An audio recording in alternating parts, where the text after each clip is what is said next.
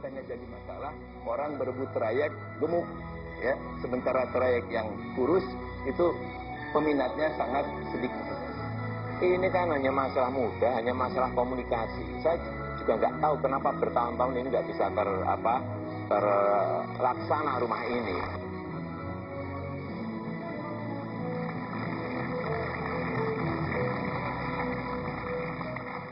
Terima kasih Anda terus di Jakarta Memilih The Final Round. Tadi itu adalah cuplikan bagaimana kedua kandidat menjawab pertanyaan-pertanyaan pada segmen sebelumnya. Persoalan transportasi. Persoalan transportasi, dan pada segmen ini Tommy kita akan fokus pada masalah banjir dan pemukiman. Sebelumnya dalam berbagai kesempatan kedua kandidat sudah sempat mengutarakan apa pencapaian dan juga apa program yang akan mereka lakukan jika mereka terpilih. Kita simak sama-sama cuplikan pernyataannya. Memang cukup banyak titik-titik genangan di Jakarta ini, ya. Jumlahnya 123, ya. Yang sekarang secara bertahap berhasil kita kurangi. Titik genangan ini ada kaitannya dengan penyumbatan, ada kaitannya dengan dimensi daripada saluran-saluran air yang terlalu kecil yang harus kita rubah, ya. Kemudian ada juga kaitannya dengan untuk perilaku masyarakat. Kalau banjir, titik banjir itu lebih signifikan. Karena kita memberikan prioritas memang kepada titik-titik banjir tersebut. Yang awalnya berupa 78 titik serius. Sekarang tinggal 60. Ya. Harus ada sebuah redesign total. Harus ada sebuah keberanian. Bagaimana memulai pembangunan kota ini dimulai dari kampung.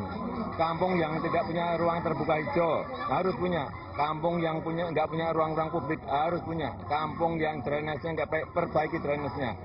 Pembenahan dari kampung itu, kampung yang mana? Kampung-kampung yang kumuh tadi. Kampung-kampung yang padat tadi. Dimulai dari sana. Kampung yang punya ruang terbuka yang hijau. Yang gangnya nggak sempit tapi lebar. Yang diarahkan ini ke vertikal. Tapi masyarakat juga harus mau ditata. Ya. Itu tadi cuplikan pernyataan kedua kandidat. Kita akan fokus masuk ke persoalan banjir dan pemukiman.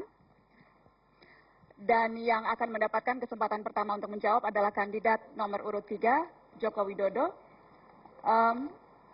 Pak Jokowi, kalau Anda melihat di layar yang saat ini sedang ditampilkan adalah betapa sesungguhnya masalah utama pemukiman adalah belum terpenuhinya kebutuhan perumahan bagi masyarakat yang berpenghasilan rendah dan masih adanya pemukiman kumuh yang tersebar di seluruh wilayah Jakarta, seperti terlihat pada data berikut ini.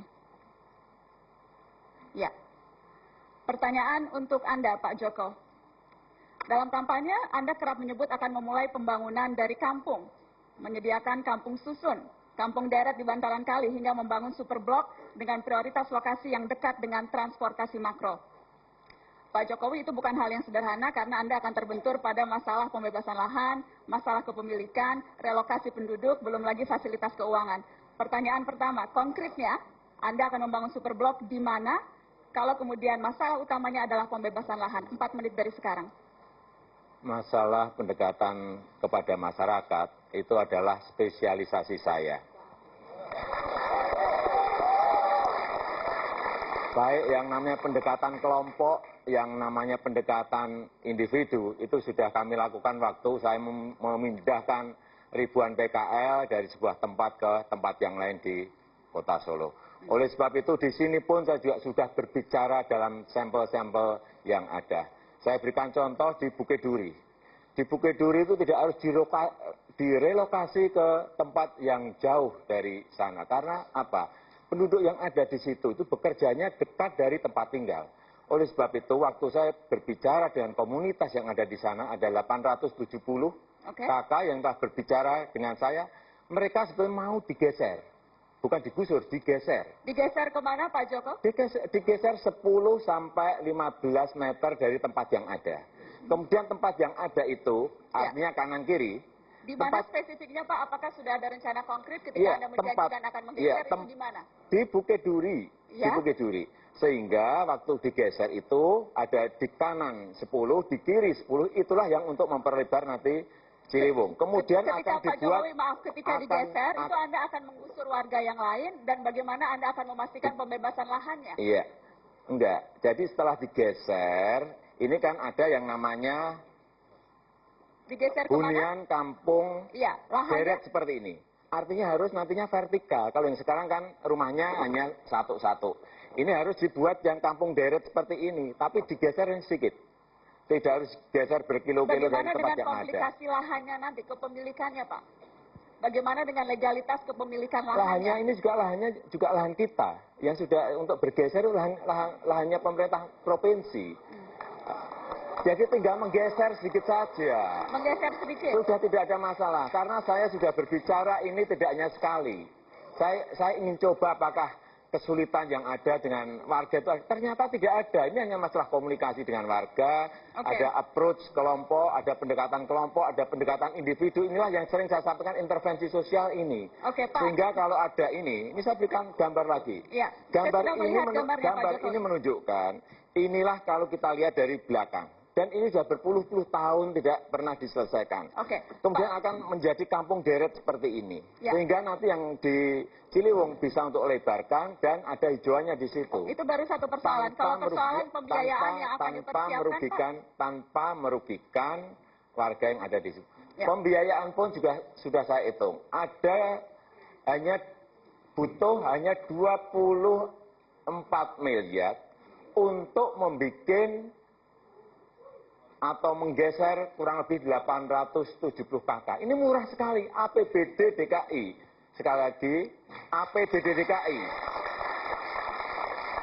5 tahun ke depan itu ada 180 triliun. Perkiraan saya, kalau hanya dipakai untuk 24 miliar kan kecil sekali. Oke. Pak Jokowi, itu soal kampung deret. Satu lagi yang soal... Jangan sampai kampung ini digeser dengan pola investasi. Kalau pola investasi bebannya akan diberikan kepada warga. Kalau pakai APBD itu bebannya ada di APBD. Ini jadi Pak Jokowi saya ingin tegaskan, warga akan menjadi penyewa. Warga penyewa atau kemudian diberikan ke warga? Pemilik. Pemilik. Iya, pemilik strata teta. Ini tugas pemerintah itu melayani. Berikan sertifikat pada mereka. Jangan ragu-ragu. Berikan sertifikat pada mereka. Yang atas maupun yang di bawah. Berikan pada mereka. Dengan pembiayaan 24 miliar yang Anda hitung tadi. Iya. Yang bisa mendapatkan berapa Tetapi banyak, Pak? yang menggarap nanti warga, bukan kontraktor. Baik.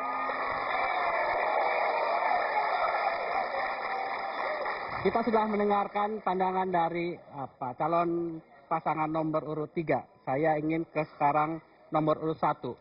Pak Fauzi Bowo, saya tidak ingin berbicara soal rumah. Yang lebih menarik adalah munculnya wilayah kumuh padat penduduk di Jakarta menimbulkan persoalan polusi, sanitasi, dan ketersediaan air. Ya. Saya ingin secara spesifik berbicara mengenai ketersediaan air, Pak.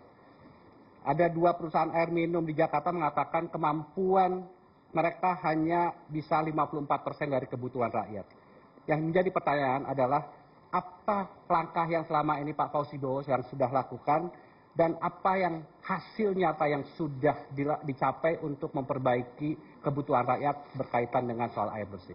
4 menit dari sekarang, Pak. Yang pertama saya ingin menjelaskan bahwa permasalahan Jakarta itu tidak sesederhana seperti yang kita dengar. Ya. Yang jelas, andai kata Anda memiliki uang segunung pun, ya, tidak akan bisa menyelesaikan masalah Jakarta dalam sekejap. Ya. Bicara masalah air, sumber air Jakarta itu sekarang baru dari Jatiluhur, dari gunung. Ya. Kita akan menyiapkan sumber air yang lebih berkesinambungan. Sementara ini kita meningkatkan efisiensi dari perusahaan-perusahaan operator tersebut, karena kontrak yang terikat dan mengikat tadi. Sementara itu juga kita sudah mengambil inisiatif untuk membangun penjernihan air baru di Jatiluhur, dengan dana kurang lebih 4 triliun, bukan 24 miliar. Ya. Yang akan kemudian kita pipa secara langsung, masukkan dalam pipa untuk didistribusikan di Jakarta. Tapi ini pun tidak akan memadai untuk menjamin sumber air baku Jakarta masa panjang.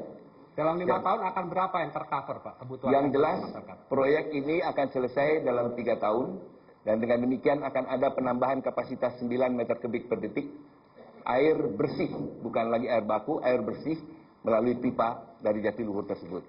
Yang ini saya tekankan, Pak, yang warga akan mendapat kebutuhan air bersih. Sebagian tidak seluruhnya sudah pasti. Tapi yang jelas penyediaan air bersih ini akan memacu juga para operator untuk meningkatkan kapasitasnya, kapasitas distribusinya. Yang sekarang selalu menunggu ketersediaan air baku. Ya. Kemudian yang lebih penting lagi adalah penyiapan kebutuhan air baku jangka panjang.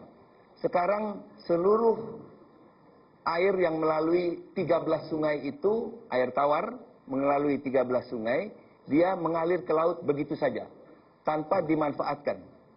Nah, dengan rencana ke depan, kami akan membangun tanggul di pantai utara Jakarta, di Teluk Jakarta, sehingga air bersih, air tawar tadi tidak begitu saja hilang ke laut. Apakah itu akan dilakukan pada saat Bapak memimpin 5 tahun ke depan? Saya akan mulai karena tanggul itu juga dibutuhkan untuk kepentingan lain. Kepentingan lain adalah mengamankan pantai utara Jakarta dari prediksi rop yang besar yang akan terjadi pada tahun 2025. Itu harus dimulai pada tahun 2015. Ya, jadi awalnya, dan saya tidak berpikir hanya untuk masa jabatan saya, karena kota Jakarta itu membutuhkan orang yang berpikir untuk jangka panjang juga untuk masa depannya. Ya. Pak Fauzibowo, ada menarik lagi Pak Fauzibowo. Berkaitan persoalan air ini, Ya. kebanyakan kelompok masyarakat bawah tidak dapat akses air bersih itu. Bagaimana Bapak menjamin untuk 5 tahun ke depan kelompok masyarakat bawah punya akses Perhatian utama kita berikan untuk masyarakat yang tidak mampu. Pak Tommy yang saya hormati, coba tolong berkunjung ke misalnya rumah susun di rumah susun nelayan, ya, di Muara Angke. Mereka sudah dapat tap water. Kebetulan tadi malam saya sholat di sana, sore saya sholat di sana. Dan airnya itu masih berfungsi dengan baik. Begitu juga di Kalibaru. Ini bukan sekedar bicara, tapi kalau mau perlu tempat persisnya saya antar nanti Anda ke sana. Mereka gratis atau ada harus bayar Pak Fauzibowo? Mereka Bagaimana? gratis atau tetap bayar? Apa? Mereka dapat gratis atau tetap harus bayar? Oh, tetap harus bayar. Tapi tarifnya kan kita tahu. Di dalam tarif air minum itu keberpihakan kepada masyarakat. Keberpihakan kepada masyarakat yang tidak mampu itu jelas terlihat. Jadi keberpihakan kepada yang tidak mampu sudah jelas terlihat. Begitu juga mengenai kesehatan, begitu juga mengenai pendidikan. Baik. Mengapa? Karena ini kewajiban kita. Allah memerintahkan kita, santuni yang miskin. Baik, Ya. terima kasih Pak Fauzibowo. Kita telah mendengarkan pandangan dari para calon kandidat gubernur berkaitan dengan persoalan banjir dan pemukiman. Kita akan lanjutkan pandangan dari para calon wakil gubernur. Mereka sudah ada di sini juga. Bagaimana persoalan ekonomi dan kesejahteraan rakyat. Namun kita harus jeda sesaat. Jakarta memilih the final round akan kembali setelah headline news pada pukul 21 waktu Indonesia bagian Barat.